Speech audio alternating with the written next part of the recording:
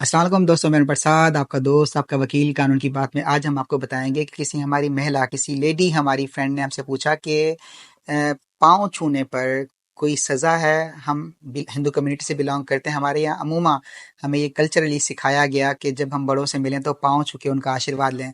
लेकिन उन लेडी का कहना ये था कि जो शख्स पाँव छू कर मिला, मुझे ये महसूस हुआ कि उसने मुझे असल्ट किया।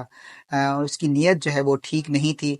तो पाकिस्तानी कानून में क्या इसके लिए कोई सज़ा है? क्या हम लीगल एक्शन ले सकते हैं? बिल्कुल, पाकिस्तानी कानून की अगर हम बात करें तो हमारा पाकिस्तान पेनल कोड सेक्शन 354 असल और क्रिमिनल फोर्स टू वुमेन हमें क्लियरली बताया गया, जिसमें 2 साल की सज़ा और फिर फ़ाइन बताई गई।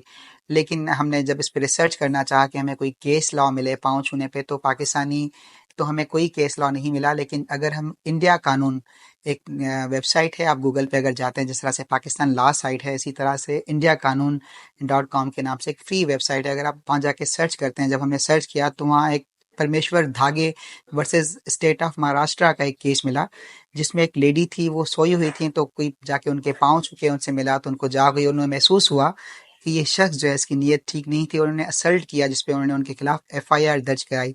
और बिल्कुल इस पे एफआईआर दर्ज हो सकती है, क्योंकि ये कॉग्निजेबल ऑफेंस बाय पुलिस है, जिसपे डायरेक्ट एफआईआर दर्ज हो सकती है।